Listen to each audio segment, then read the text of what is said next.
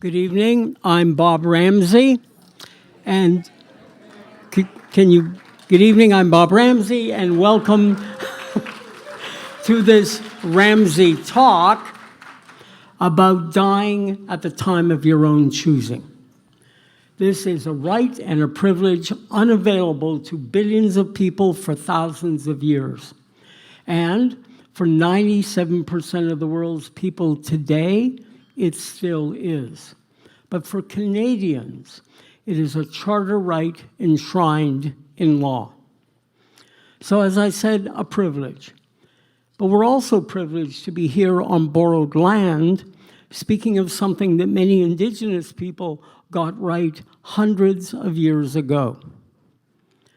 Our speakers are Dr. Jean Marmoreo and Johanna Schneller, the co-authors of The Last Doctor, the book you all now own. Each of them will discuss it from their very different perspectives. Then they'll be interviewed by Jill Deacon, and then we'll have a Q&A with all of us. First, I want to thank our media sponsors, Toronto Life and Maclean's, and our allies, Dying with Dignity, who will have information on their work on your way out tonight, and Living Wealth, which deepens the relationship between wealth advisors and their clients. I especially want to thank our sponsor, Anne-Marie Canning. As you can guess, corporations and foundations don't exactly rush to sponsor controversial topics like doctor-assisted suicide. They should, because the job of supporting events like this on matters of intense public interest now falls to committed individuals. Anne-Marie Canning is one of these, and Toronto needs more like her. So Anne-Marie, thank you for stepping up where others fear to tread and shouldn't.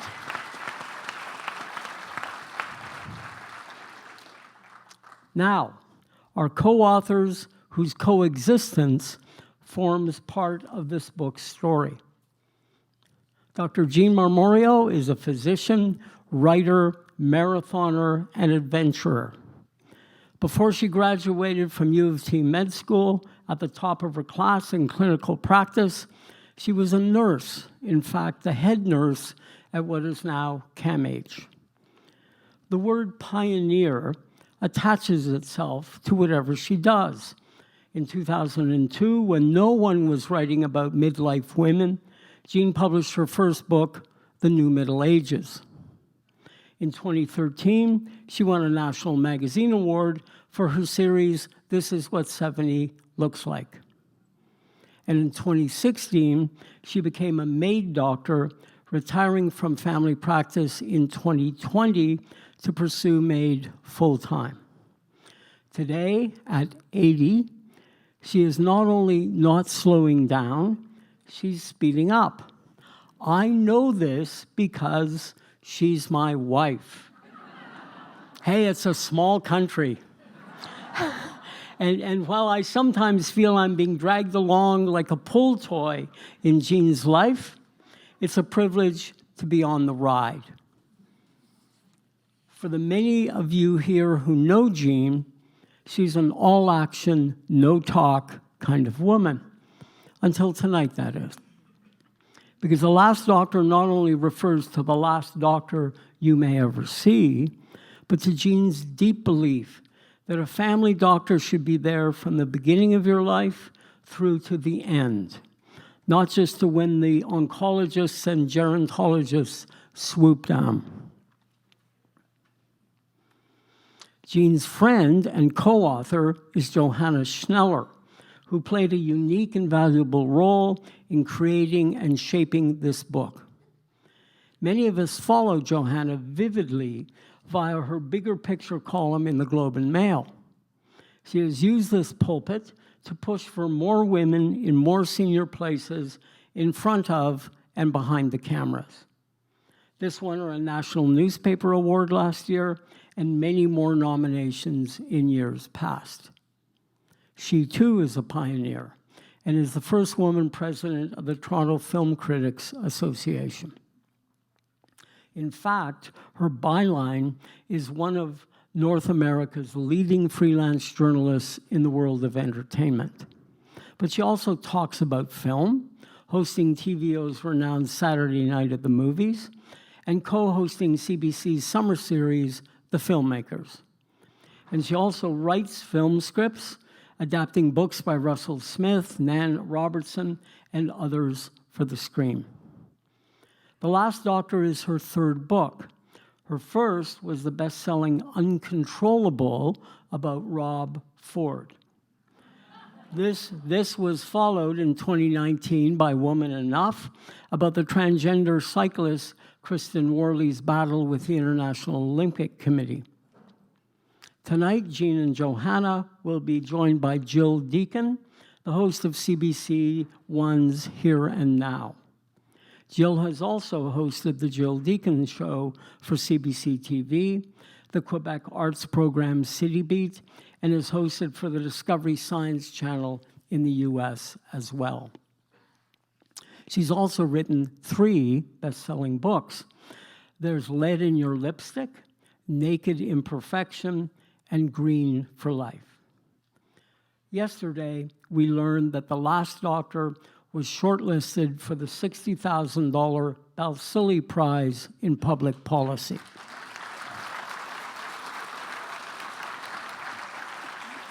Okay. Tonight, what we're really going to learn about is empathy. You must have it to be a maid doctor, to write about maid patients and their families, and to lead a discussion about this subject. Remember, until 2016, it was a criminal offense. It is now a freedom and a right to have what everyone deserves, and so few receive, a good death. So to start, please welcome Johanna Schneller. Yeah.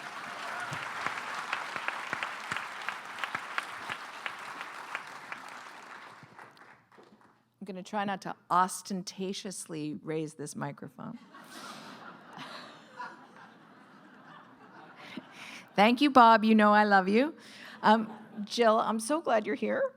And hi, everybody. Thanks so much for coming out tonight. As many of you know, my husband, Ian Brown, and Jean's husband, Bob Ramsay, have known each other since they were teenagers in boarding school. So I can't remember the first time I ever met Dr. Jean Marmoreo.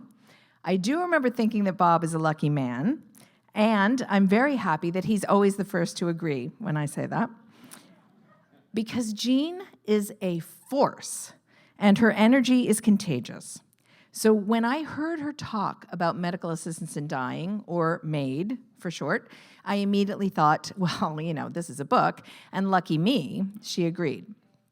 I'm not going to say the book was easy for Jean, but so much of it proceeded smoothly, smoothly for a book. And here I want to shout out our editors at Penguin, Diane Turbide, who started us off, Laura Henchberger, who's here tonight, who saw us through, and Chrissy Calhoun, who is our kind of magical copy editor. Right away, Jean and I agreed that each chapter should be a patient, and each patient should pose a question that Jean had to answer.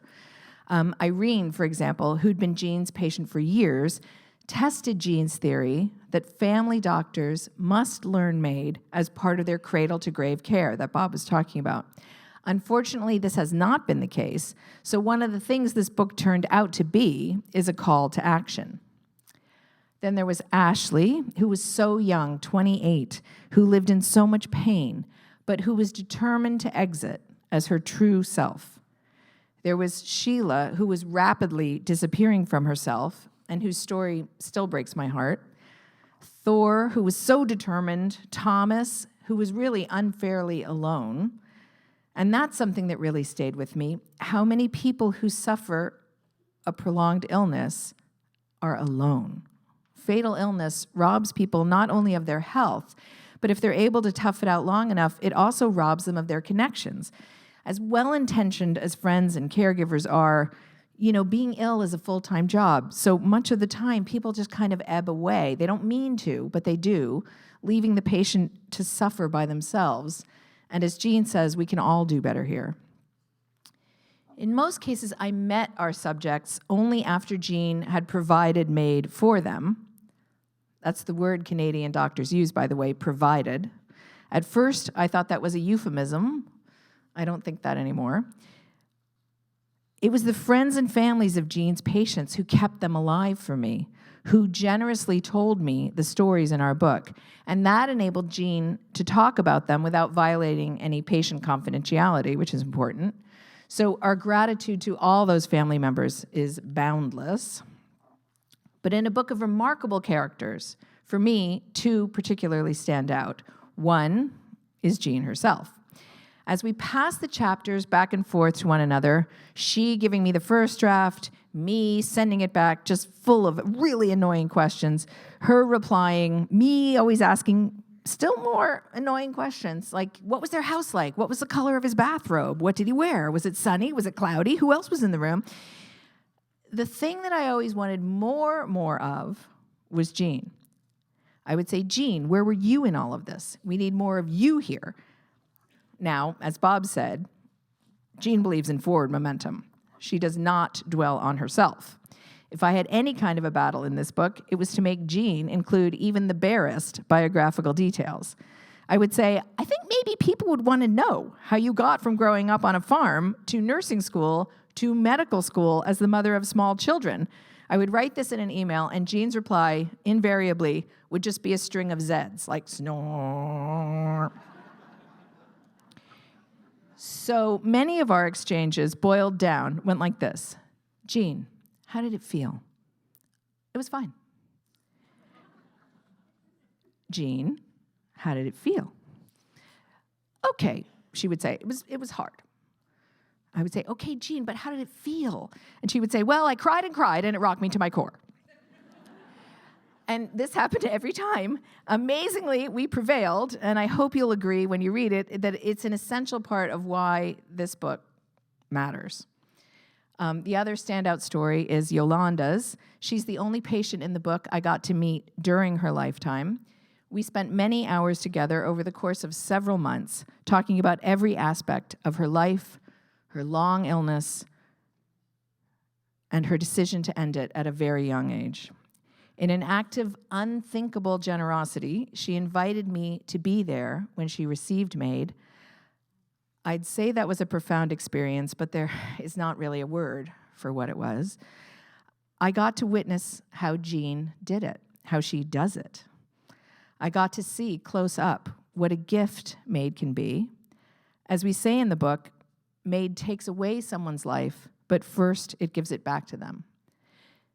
I also saw what MAID costs the doctors and nurses who provide it.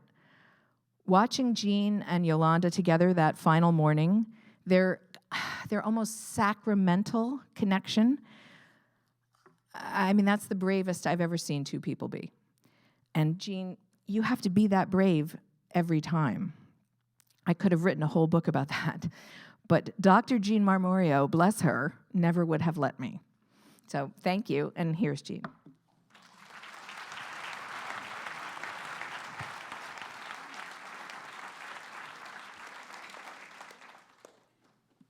Now it has to come down. Isn't she something?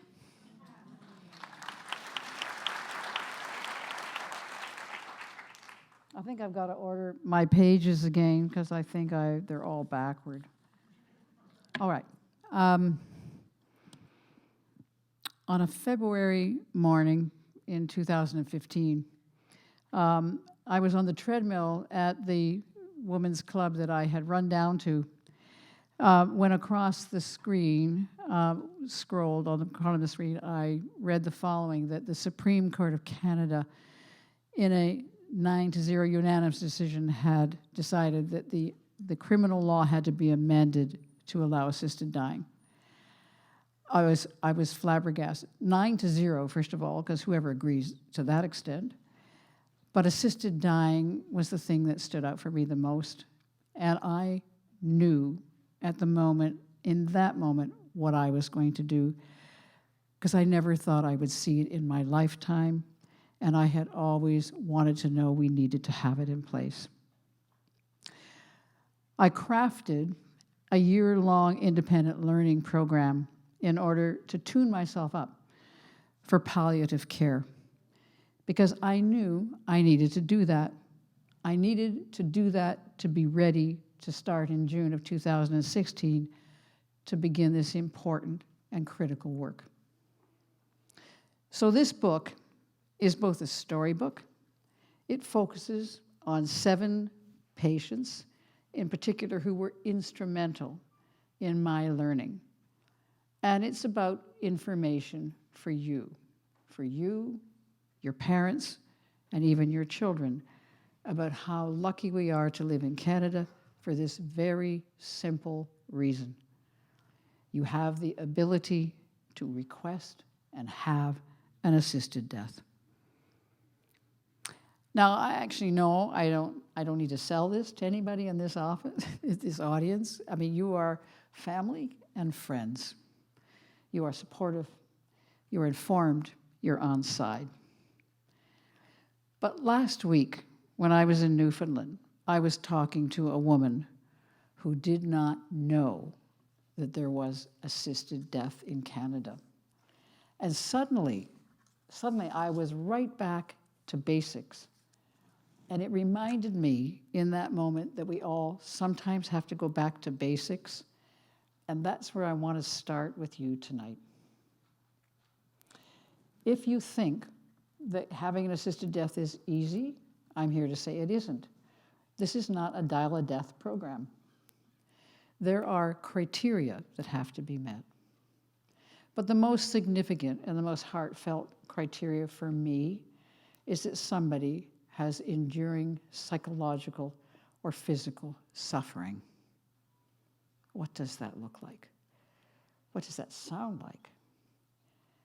When I listened to that woman in Newfoundland, a mom, she described how her daughter, who was an emergency nurse in Gander, was telling to her, "Mom, you have no idea how they suffer and how much distress it caused her." And she was looking to her mother to ease that distress. Patients who are seeking an assisted death look to me to ease that suffering. I can hear and feel suffering. We all can, and we do. But if I can ease the suffering in somebody who I can very early in the process of an assessment assure them that they're going to be eligible, I can ease their distress in that moment. So what are the eligibility criteria that you have to meet? If you are somebody who's over 18 years of age, if you have valid Canadian healthcare coverage, if you're capable of making an informed decision, and if you're doing it voluntarily, and if you have grievous and irremediable medical condition, which means you are in an advanced state of an illness, disease, or disability, and you are also in an advanced state of decline in capability, whether from the issue that has caused you to request or others, and if it is causing you enduring and intolerable physical or psychological suffering, and you have been offered and declined any of the means available to help remedy your suffering, you are eligible. Well, that may seem pretty clear and straightforward, and sometimes it is, but life is really messy. And I had this dedicated purpose, and I had this ideal vision of what everybody should be able to have in terms of going gently into the night, in control of their own decision, with dignity and tact. Well, it hasn't always been that smooth. I think I've emerged after 6.5 years, battered for sure, but steady still and able. In March 2021, the House of Commons passed legislation to allow people whose natural death was not reasonably foreseeable to request an assisted death. Now, this has created much more controversy in the country. It is much more challenging to implement where we know we have got vast lands with remote areas and underserviced. We also know we have got vulnerable, racialized, and marginalized populations, and these are the people who are the most likely not to be able to access the myriad resources that must be offered and must be made available for people who are requesting an assisted death under those circumstances. So remember, suffering. I deal with one person's suffering, not society's. But holding fast to my patient's request can be like walking on really thin ice.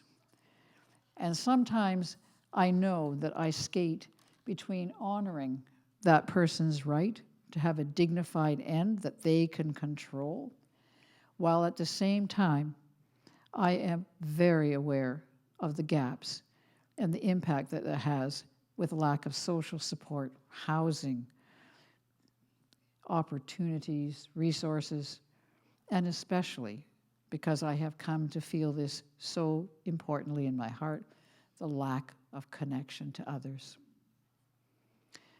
That is Thomas's story in the book, and it's the one that almost broke me. But we aren't quite done with those eligibility criteria and the safeguards that are in place. The request that somebody makes requires that one other person witness their signature when they're asking for it. And that person cannot in any way be a beneficiary of the estate, nor can I, or the other second assessor who is required to basically establish eligibility. Also, if I sense there's any coercion, if I sense that anybody is forcing this decision on somebody, their request becomes invalid immediately.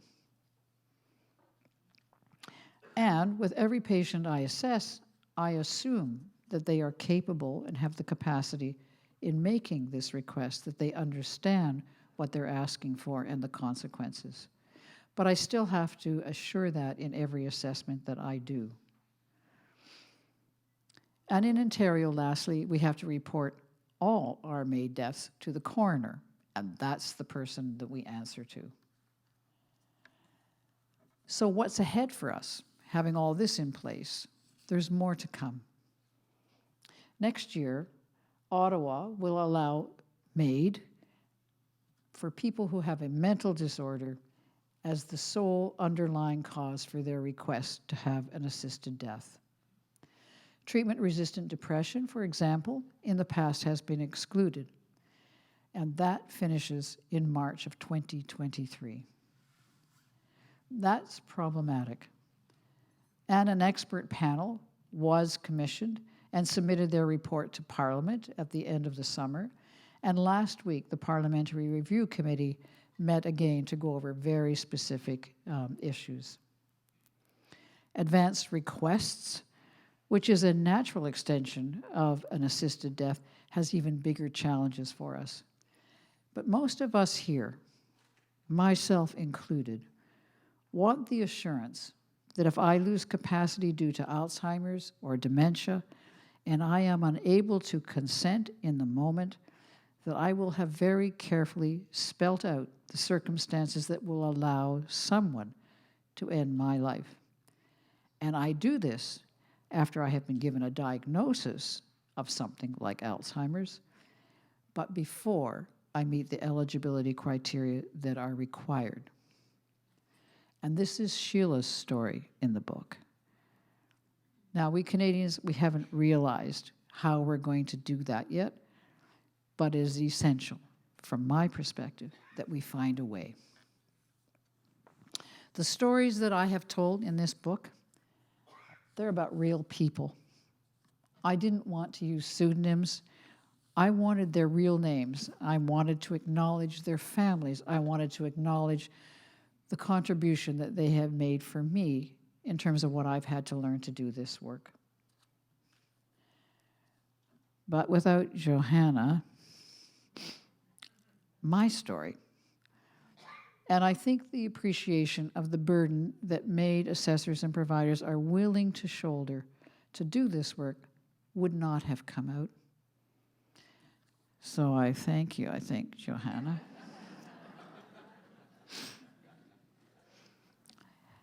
People often ask me, well, actually they don't.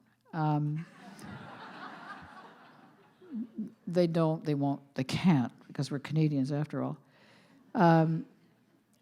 But they ask me, what is it like to kill someone? They won't use that word either. They'll say, what is it like to take a life? And my short answer is, well, it's not about me. It's not about me. It's about relieving suffering. It's about holding the hand of someone who's letting go of this life.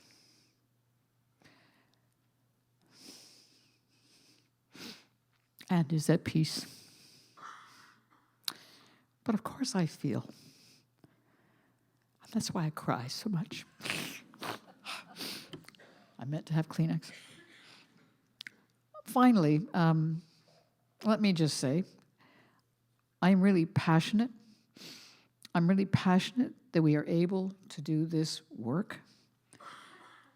I think we are positioned to be one of the most liberal countries in the world to do this, and to do it with excellence and care. I think we are in a position to be a guide for the world on how to do it well.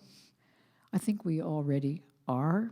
I think we already have become a template for other people to look and see how to do it. And for that, I am eternally grateful. So I will finish with a quote from Victor Hugo, which I can't read now because, but at least it's a short quote. At least it's short.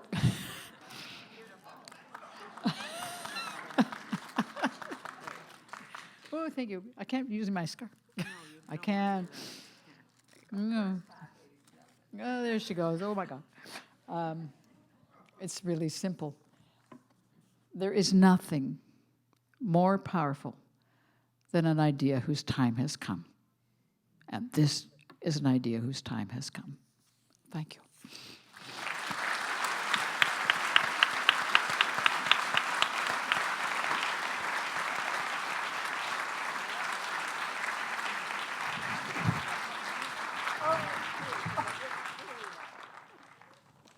Well done, everybody. Was anyone filming when I caught that box of tissues? We all saw it, though. I have we can all three attest. very sporty sons who are not going to believe that that happened. I would love to be able to show them. I want to say thank you to everyone for being here, and thank you to you guys for inviting me to be part of this, because this, from the moment when the advanced copy of the book arrived, and I got to start reading it, has been a real pleasure, really, to be a part of. And I should say, as probably one of the few people in the room who has read the book, and nobody else here is going to say this, but I will tell you, this is an incredible book. There's a reason it was nominated for the Balsillie Prize, which I don't think we made a big enough deal about. Can we just sort of take a moment? That's huge.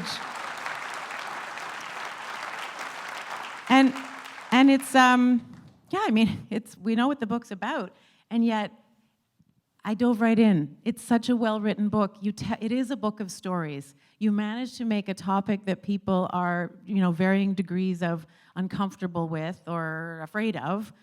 You managed to make it a book that we want to pick up again and keep reading and get to know, understand the stories and fall for the characters that you introduce us to in the book. So that needs to be said. I want to, I will say I did interview Jean yesterday on CBC Radio, and so if anybody was listening to that, there was, I may touch on a little bit of that ground because there was so much material there that was really interesting to me. I want to pick away at some further things that I was thinking when you said that Jean didn't want the story to be about her. I was thinking, she didn't want the interview to be about her either. But I'm going to keep trying. So you referenced the moment on the treadmill in 2015. And I'm sure there were lots of other family physicians who, wherever they were, treadmills or elsewhere, saw that news about the Supreme Court decision, and they didn't have the same reaction. And I want to understand, what was it that was already there in you in terms of a belief or a desire that made that such a watershed moment, you said you knew this is what I want to do. Why did you know that? Obligation. It wasn't a eureka moment. It was I owe. I owe so many patients that I had looked after for, at that point, 35 years, who, we all knew what was ahead for them because of serious illness, mostly cancers, that they knew what they wanted to do, and they were planning their own exit. And at that moment, they withdrew from me. And they withdrew because it would be a criminal involvement if they expressed that to me, or if I was involved in any way. They withdrew from their families as well. There were very few people who could actually go through the process of saying, I must have relief, I need exit. I mean, there were all kinds of things that people have done to end their lives, and sometimes it's done so badly because they fail, or because it's violent, whatever it is, it's always tragic, and that kind of tragedy stays with people. It stays in memory. It stayed in my memory for a long time. I can vision it. The patients who basically just kind of stopped talking. They would look at me in the office, and I knew that would be the last time I would see them. That's obligation. So you saw that moment, that watershed moment, as an opportunity for things to be. Oh, we had to make restitution. We had to do this right. We had to kind of make sure that people had dignity when they decided that they would take control of their exit. If you have control of your whole life, and suddenly you're faced with circumstances when you know you have no control, that's bitter for people. That's despair. That's suffering. And yet, you also write in the book, or talk in the book, about that conflict, in a way, of your role as a provider of MAID with your role as a physician. The I guess, teeter-totter of perspectives that you go through. Can you talk a little bit about that? Because as you say, that initial sense of obligation comes from having cared for some of these patients for so many decades, and for that care to take the form of ending their life is a... Yeah, it's a wobble. There's a wobble, but sometimes the wobble is not around helping people take the exit they want, because that's part of the celebration of their life. You give back to them and let them have that chance to kind of do that with their family and their friends, to kind of have that acknowledgement of what that life has meant. The wobble for me comes when I think, as in terms of sort of what services, what's available, what should have we been doing? Not so much for people who we know are kind of in the last stages of their life, but people with chronic illness states, people who have, as Johanna has said, suffered for years and become more and more and more isolated. And you can just see that the connections, the threads of what really has mattered in their community and in their life have disappeared. These are the people who are most isolated and most alone, and there's where I really wobble. That's my conflict. There's a line in the book, and Johanna, you referenced this, the idea of MAID takes a person's life away, but first it gives them back. It gives it back to them. What was that like for you? Tell me about how you came to understand. I don't know which of you actually crafted that line in the book, but I wonder what you can fight about that later. What your experience in, I mean, there's so much I'm curious about for you writing this book. This is pretty different from Elton John, which, by the way, okay, you got Although he is like Elton 75, John. so, you know, he just moved to Canada, so he may show up. Yeah. But tell me how you came to understand the real meaning of that sentence from working on this book. Yeah, I mean, one of the very first conversations that Jean and I had about this book, she told me something that really stuck with me, which is that a patient will come to her and say, this is something I'm considering, I'm in pain, I'm suffering, I'm alone, and Jean would say, you can have this. And then she wouldn't see them again for years because they would know that it was available to them. And I'm sure all of us have experienced this. Like if you know that there's an out, then you can tolerate a lot more. Like if you know you're not going to be suffering this way forever, if you know you're not going to have an end where you don't recognize yourself, then maybe you don't need it right away. Maybe you can just file that away. And I thought that was so fascinating and such a fascinating sort of jumping off point for what this option can mean to people and go so far beyond what happens on the day in the chair or the hospital room or the bed, you know, and what happens between the request and the provision was to me the most fascinating part. And time again, the story that we heard was families coming together, people saying the things that they wanted to say, people buying lunch for each other and driving each other around and making sure that everybody got their chance to visit. And you know, those things that are unresolved, you can resolve. And I think that what's time and time again talking to the families of these patients, what they all said repeatedly was, you know, my mother or my sister or whomever, she wanted to die as herself. She wanted to be herself at the end. And so what MAID does for people is that you can have these moments with your family, you can have these moments of reconciliation and where what needs to be said gets said, and you are there yourself to hear it. And that's an incredible gift. And so for me, I think that was the part where I just thought, okay, I get it. I totally get this. How did writing this book change you, do you think?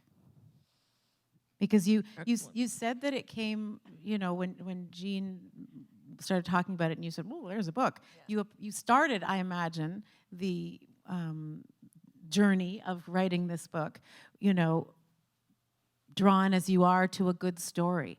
There's lots of material here. But then you were in it, and that had to have become a lot more. Do you know what she did? Should I tell you what she really did? She told Yolanda I was going to write a book. No, I wasn't going to write a book.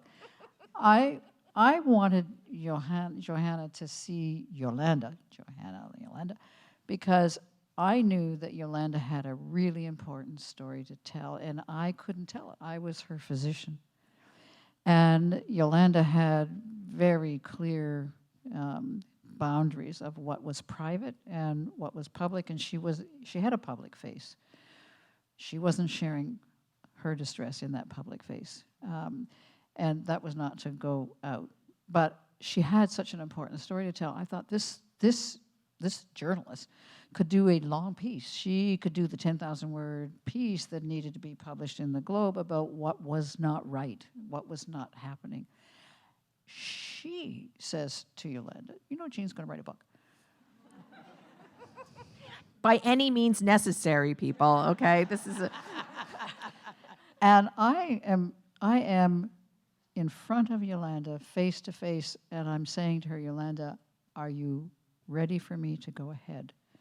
And she looks at me with her beady blue eyes and says, you will tell my story. Yes? And I wasn't quite sure what that story was, but I sure found out pretty fast after, because it was shared. It was shared. Yolanda shared it with her father and her aunt, and I'm sitting with her father after, and he said, it's really important that you are going to tell her story. Oh, yeah, I'm going to tell her story. You know. So that's where I was dragged into this. But for me, Yolanda's a perfect example of this because I think if you really, I think if I really think about how it changed me, because none of us want to think about this part of our life, what the end is going to look like. But I think that what it really made me think deeply about, and I think probably all of us started to think deeply about this during the pandemic, is, you know, what's a life for? What's good quality of life? What's, as Jean says, like, is it watching the football game? Is it having the ice cream cone? Like, what's enough? And you know, those are really profound questions to start to think about. And again, as we all experienced kind of shockingly during the pandemic, if you're not with your friends and you're not with your family and you're home in your room, like, can you make a life for yourself home in your room? Is the world big enough for you if you're watching Netflix and reading books and talking on Zoom? Maybe, but maybe it's not. And so all of that started sort of percolating in me, like, where is the line? And you realize the line is different for every person. And that's why this patient-doctor relationship is so important, that you have these assessments, that people like Jean sit and take the time to actually listen. And what Jean said is, you know, the minute they get beyond the moment of suffering, the minute they're reassured that this option is available to them, then they can relax. And then they can actually tell you what's important to them. And then that's when you learn what's important to somebody about their life. And so all of that was like super rich for me. But what about for you? Like, did it make you think differently about, did it make you, how did it, you know, the subtitle of the book is Lessons About Living from the Front Lines of Dying, or medically assisted dying. So what was the lesson, and I'm coming at you for this with the same question, Jean, but what were was the or were the lessons for you about your life? Yeah, I mean, I think Jean will probably say exactly the same thing. It's only connect. Yeah. It is 100% about having someone in your life, not who cares about you, but who you care about, right? Like, it's just one of those things, like when you go to therapy and you're like, oh my God, the problem is my mother. Like, it's the stuff that you've known, you know it in your heart, you've heard it 1,000 times, and then you don't really know it until it sort of smacks you over the head. But it is that simple and that profound, I think. Yeah, I think the surprise for me, and it has only become more apparent as we broaden the eligibility criteria to include chronic disease states and suffering that's gone on for years, and people have become inured to it. But it becomes very clear to me that the value of life is always about care. It's always about connection. It's always going to be about kindness. You know, not just kind of gritting your teeth and getting through it, but wanting to be able to reach out. I think, boy, if COVID taught us anything, it taught us that we want to talk. We want to talk with each other. We want to have a relationship. I mean, we would walk the 5K up and down the road, you know, for 2.5 years in COVID, and you would sort of talk to people across the road, you know, 10 feet away, but you needed to talk, you needed to connect, and you needed to be able to kind of just be able to say more than, you know, nod your head. So being able to sort of have small conversations. I've never talked to anybody in the grocery store the way I do now. You know, I was always tearing around. I was always way too busy. I'm not busy anymore. I mean, and even if I was busy, I just know how important it is to be able to talk and look people in the eye and sort of talk about anything. And it's not just the weather, you know. It's how are you? It's how are you doing? How's it going? There's another line, Jean, that I want to ask you about in the book. You say, we desperately need more doctors to join us. Yes, we do. But things are going to get messy. Yeah. This book, is whether it wins the prize as it deserves to or not, is going to get a lot of attention and generate conversation as it is beginning even just tonight. So what you need, explain to me what you mean by that, about more, there need to be more practitioners, there need to be more people on board, Yeah, but it's going to get messy. Can you talk about that? The numbers of people in Canada who are accessing MAID has gone steadily up, about 30% per year, from zero, like first year 1,000, and then gradually every year 30%. So we are now at sort of 30,000 provisions, but we don't have nearly that many. The number of physicians who are doing, the physicians and nurse practitioners, by the way, who are doing are not rising anywhere near that. I think we increased in last year, I think we went from 1,300 to 1,500 doctors and nurse practitioners across Canada who are doing it. So if you know that last year in Ontario, 3,000 people accessed MAID, but your numbers of physicians and nurse practitioners who are doing it is only rising by 5%. And the numbers are still going to increase. And I think we will probably saw off where the rest of the countries that have been doing assisted dying for longer than we have, at around 4 to 5%. That's kind of what's in my head about the number that we'll probably get to. But we don't have enough physicians doing that to kind of ease the burden of any one doctor or nurse practitioner.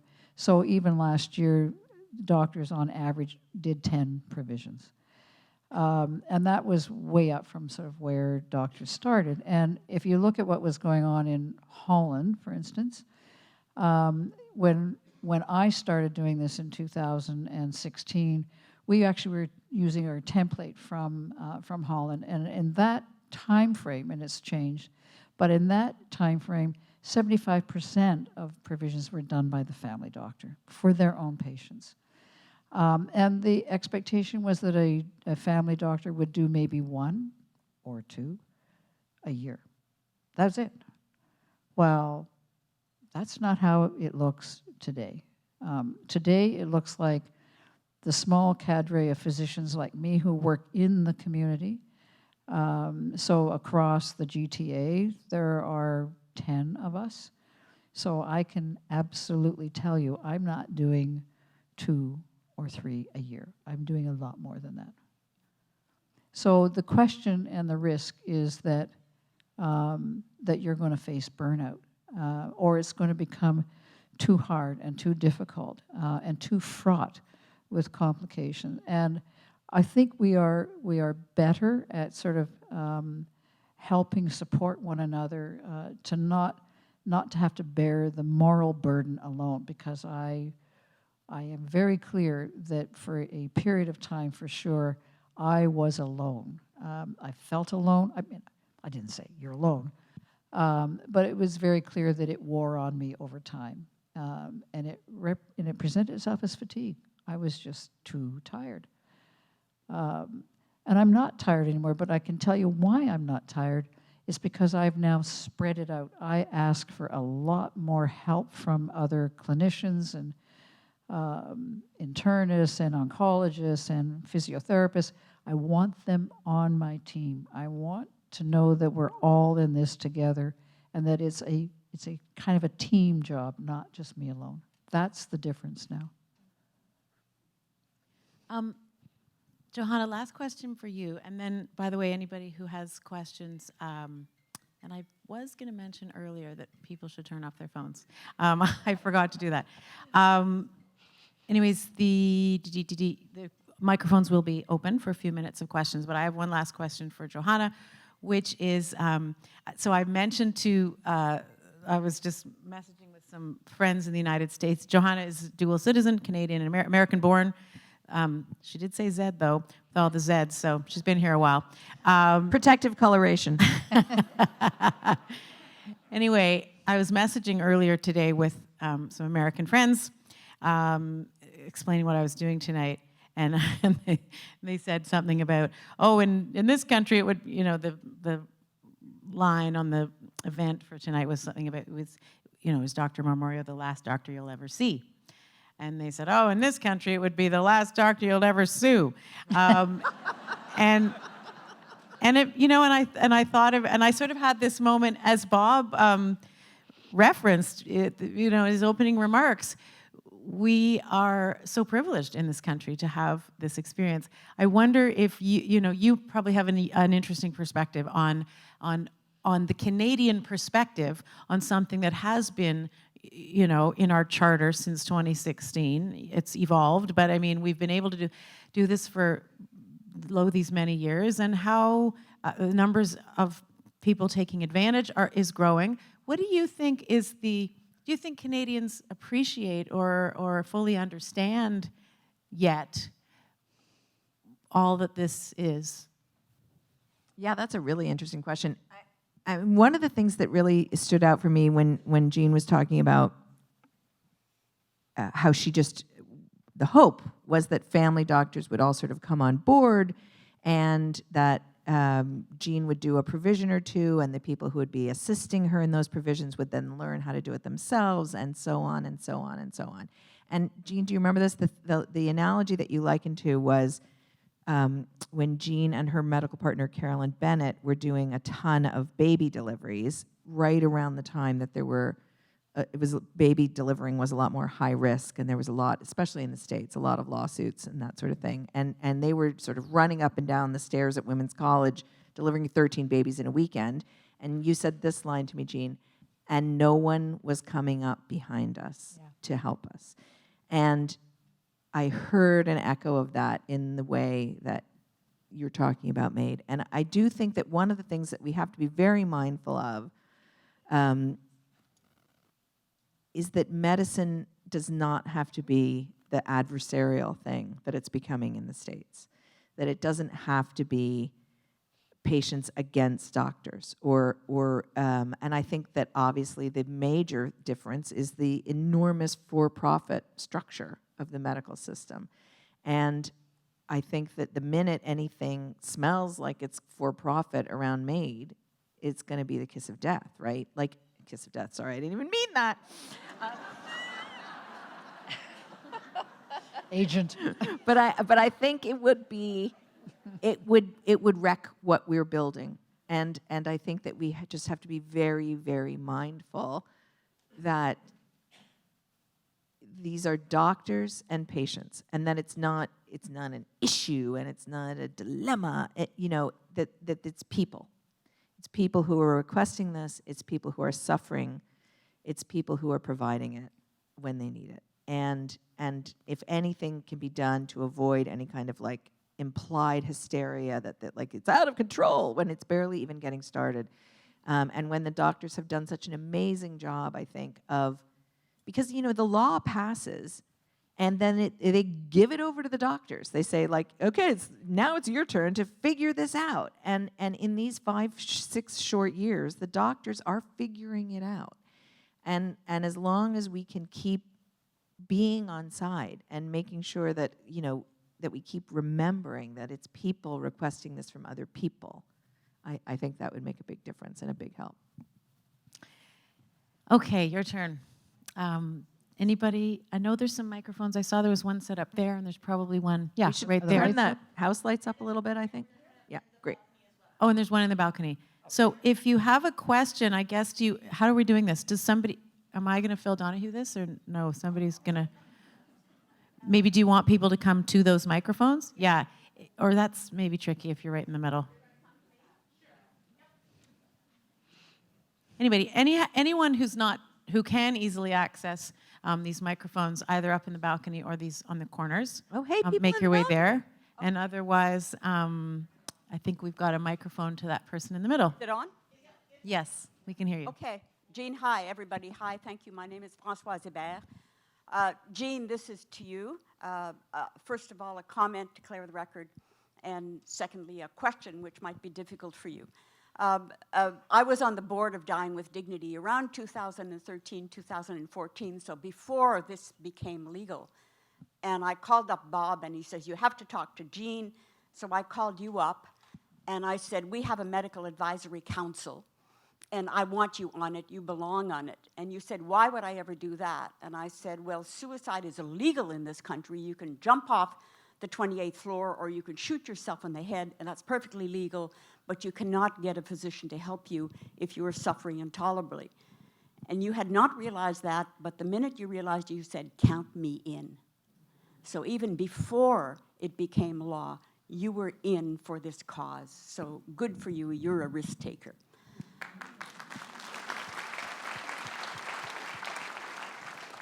My question to you, existential, end of life. Think of Francois Truffaut, who probably wouldn't have met the Canadian criteria, who went to Switzerland to die because his life, in his own view, he had lived a good life, it was over, it was time to go.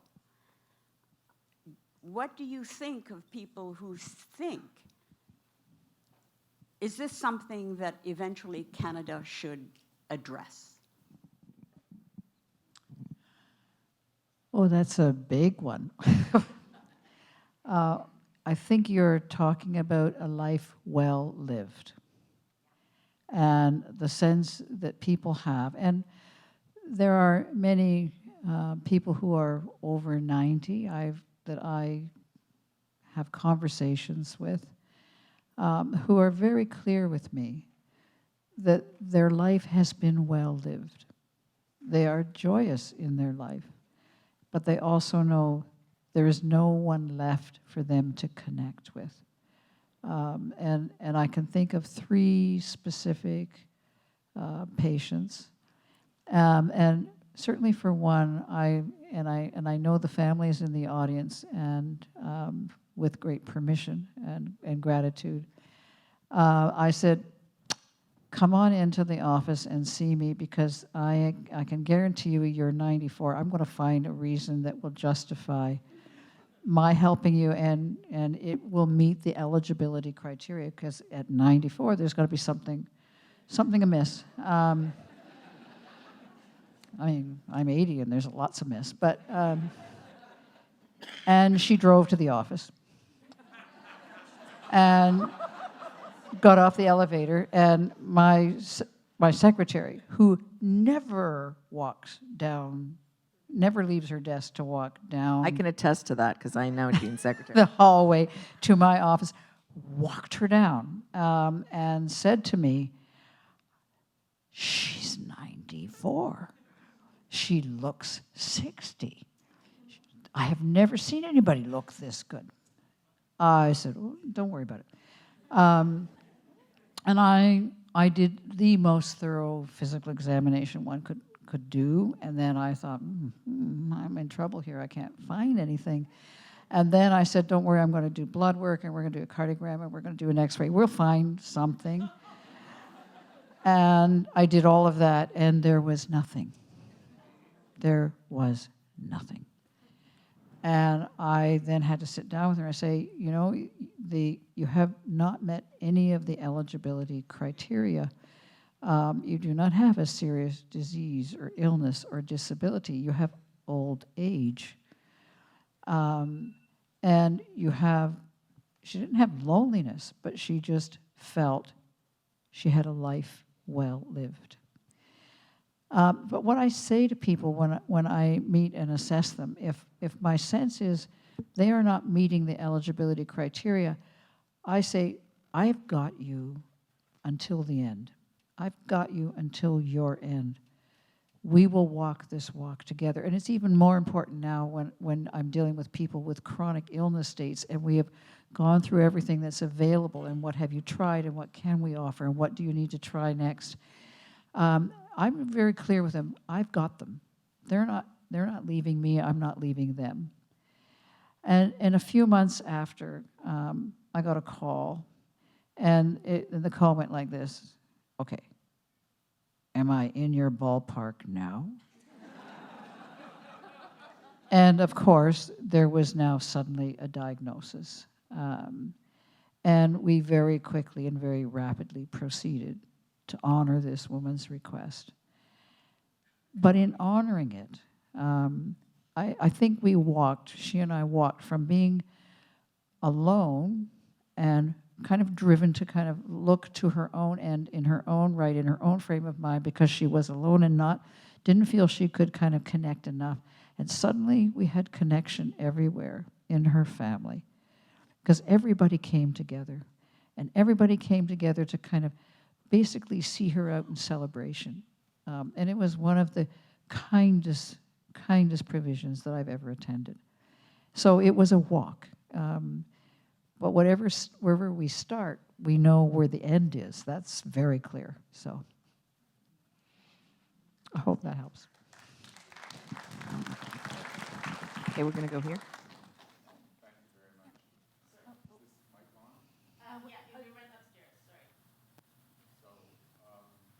Oh, you I'm went not- upstairs? Oh, okay. Sorry.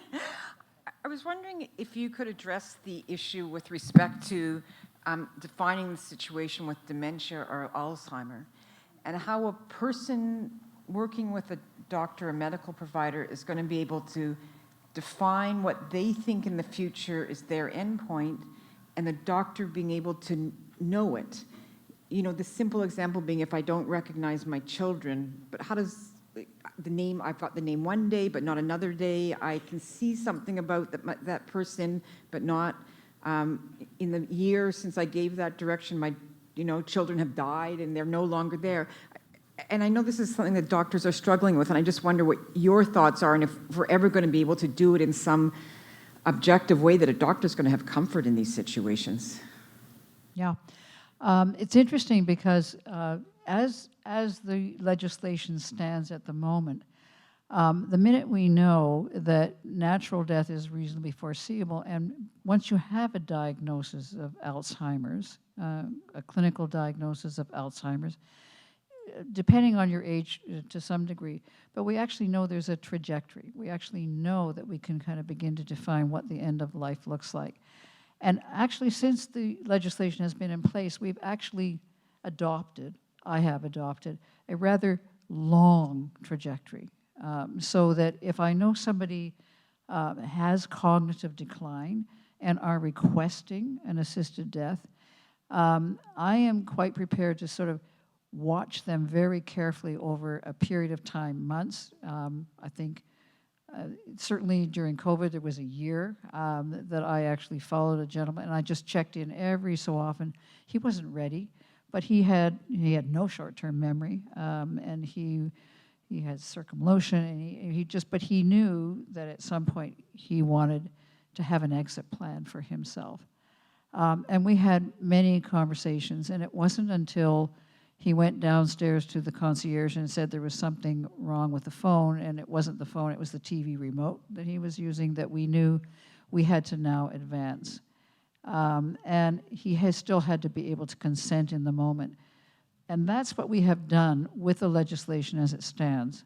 But what's ahead, and the kind of thing that I'm talking about in terms of making an advanced request, is much more nuanced, because one, you must have the diagnosis, and you must be the person who spells out very specifically what circumstances would let somebody take your life if you, in fact, cannot recognize your children, don't know where you are needing full-time attendant care in terms of dressing you, feeding you, all the things that we don't want to sort of see for ourselves in the future. If that's been very carefully sort of spelled out, Quebec has been trying to do this, and they worked on it very hard during 2021. And we kind of thought that the Quebec Assembly would pass this legislation to allow for advance requests, and then Canada would fall into line after them. It didn't happen. And it didn't happen because even in the sort of civil discussions and negotiations that have been going on in Quebec forever, they couldn't get there, and because they couldn't get there, it just sort of lets you know exactly what's at stake here in order to try and make this possible for Canadians.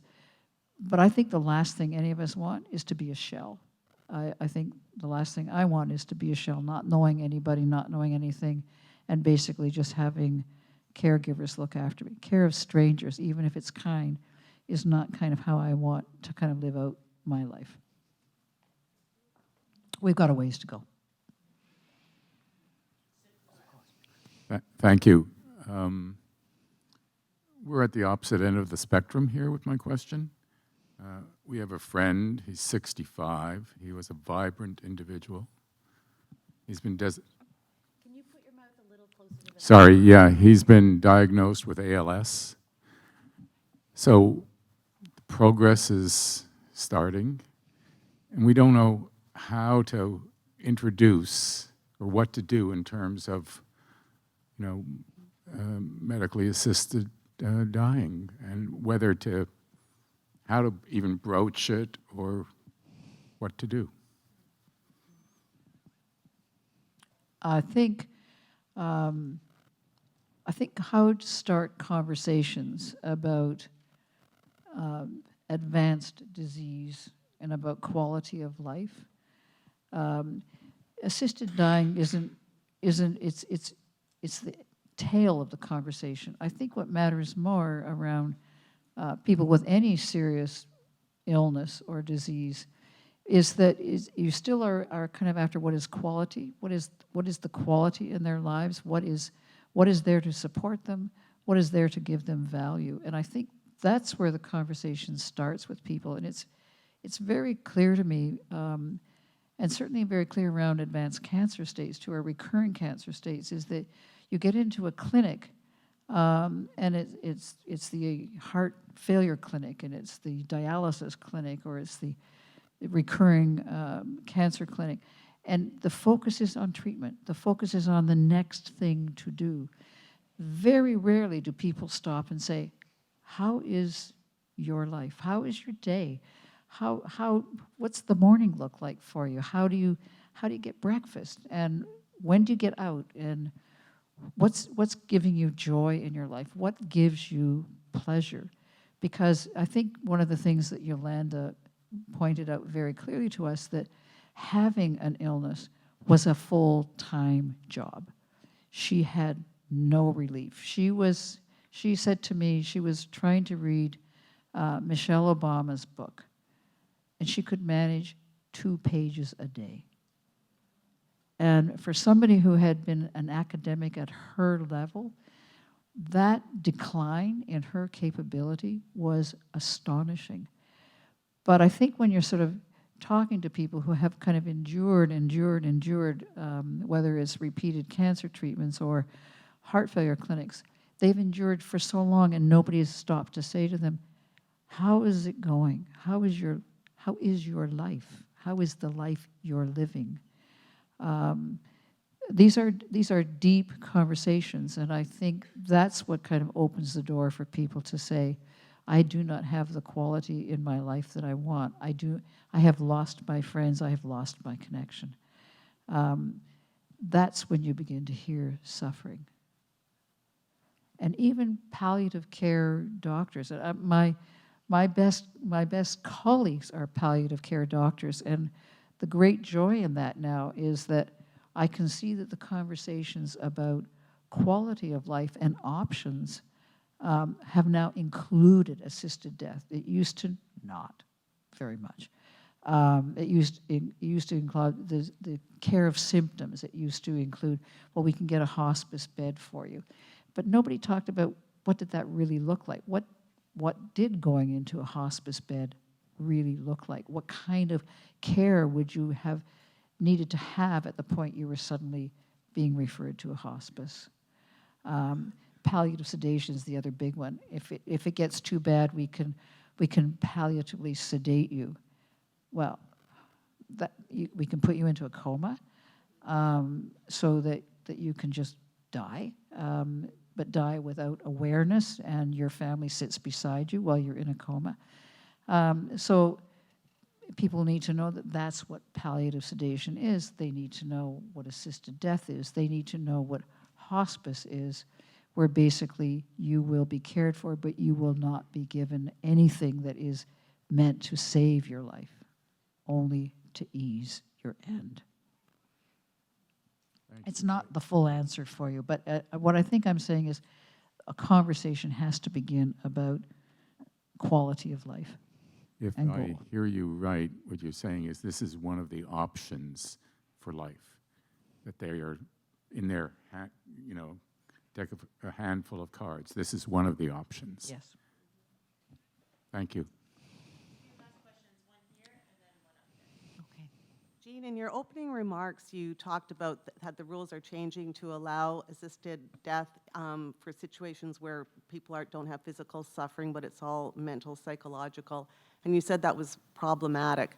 So first of all, I'd like to know a little bit more about what the rules will be, and then also I'm curious as to why you think it's problematic. Is it something to do with the construct of the rules themselves, or just the idea of it, or what? Yeah, all of that. It's all of that. It's interesting because I think in terms, well, first of all, it will be law, March 2023. This does not have to be passed. It basically is there. It's part of Bill C7, but it was excluded up until March 2023. So get ready because it's happening. And I think what has occurred is that the expert panel, the consultants that have been brought together to kind of weigh in on this, are really trying to keep it within the legislation as it already is framed. Why would you reinvent a whole new track for a situation where you basically want to include it as part of what's already there? So I think to myself, when I'm dealing now with people with chronic illness states, or even people who I knew would meet all the eligibility criteria, the thing that I had to deal with, the thing that came very clear to me, was the number of times they had attempted suicide. So despair and suicidality, which is what kind of, is the great sort of hallmark sign. Well, how can you kind of rule out suicidality if you're sort of looking at somebody who's mentally ill? And so suicidality, incurability, irreversibility, these are the big issues around mental disorders. And I say, we are kind of like in kindergarten when we try to understand how and what is going on in the brain and body with people who are basically presenting with mental disorders. You don't need mental disorders. You can do this with chronic fatigue. You can do this with any chronic illness state. There is a mind-body connection there that is full of despair and full of people who want out and full of people who have attempted suicide. We have to go through all of that with them. We have to do this assessment on what is really driving the request and how much despair has been there already. So suicidality is an issue that's only going to deal with the mentally disordered people is bunk. It's there all through people who are suffering, people who are in despair. So I have never separated that away from it. But now that we have to kind of say, is this the only thing that's driving this request? I doubt that we're going to. I think one of the things that struck me when I was writing the book was that in 40 years of practice, I think I know one person in my practice who I would have thought would have met the criteria for basically a mental disorder with such despair over so long a period of time, everything tried and nothing working, and that person has never requested. Never requested. So who does and who doesn't, I think, is not the issue. I think the issue is that we apply the same rigor, the same kind of conscientious assessment of what's been available, how long has it gone on, what is the extent and the depth of that suffering before you make any kind of decision or opinion about their eligibility. And it's not going to rest on one person, and it's not going to rest probably on just two assessors. It's probably going to involve a psychiatrist or two, certainly as it stands now. When we talk about chronic illness states, you need an expert in that illness. And I think when it comes to mental disorders, we will need a psychiatrist in that specialty or subspecialty of what is the disorder involved. So that's where we're heading, I think, with it. It will work out, but again, it's just one more layer of complexity that assessors and providers are going to be looking at. Jean, I wanted to ask a follow-up question about what you said about people that would like to be able to plan their end. So if this situation, this Alzheimer's, this, and I can't do this, then I want that exit. And as somebody who watched their mother die as a complete shell, and their grandmother and their great aunt, I do not want to do that. So I know you say it's coming, but is that part coming? And if it's not, what can we do? What can I do as an ordinary citizen to help move us in that direction? Well, it's interesting because I think you know, 83% of Canadians are basically in favor of assisted death. And I think the more we know and the more we understand about the foundation of it and the solidity of how valid it is, I think the more we will be able to say, and let's now look at advance requests. Let's understand what's involved in that so we can support it for ourselves and for the practitioners, the doctors and nurse practitioners who are going to be doing it. Because we are looking at something that you may decide today that may not come into effect for 5 years. I'll be dead. I'll be gone, you know. But if I have done that assessment and said, yes, I approve you, but we're looking at something that might happen 10 years down the road, whew, you know, I mean, who's going to do that? And So I think that's the questioner wants to know, is there, you know, do you talk to your doctors about that now? Do you talk to your politicians? Is that what you're saying? Sort of as a, you know, what can people who want to move that forward do now? Yeah. Well, nothing moves until the public pushes. So speak up.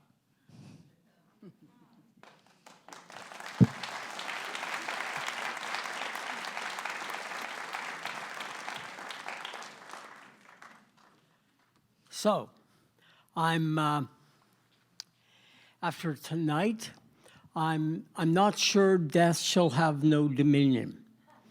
I am sure, however, that our understanding of the one thing we will all face is expanded, deepened, made less dreadful, and far more tolerable and humane. So I want to thank you all for tonight. Thank you, darling.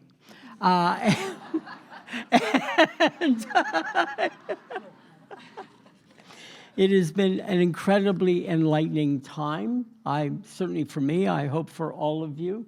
I want to thank Jean, Johanna, and Jill. There's a law firm there somewhere. The next Ramsay Talk is a breakfast on October 18th with social scientist Kim Samuels discussing her book on belonging. It is sold out. But stay tuned for news of other speakers and events at RamsayTalks.com. Thank you again, Toronto Life, Maclean's, Dying with Dignity, Living Wealth, and Anne-Marie Canning. You all have a copy of The Last Doctor, but if you're thinking of gifting it to friends or of reading it twice, it's available in hardcover, ebook, and audiobook editions at all the places you think. And thank you all for coming tonight, for caring, for believing that you can take both your life and your death in your own hands in so many ways, from so many places, with so many people. It has been a privilege. Thank you all.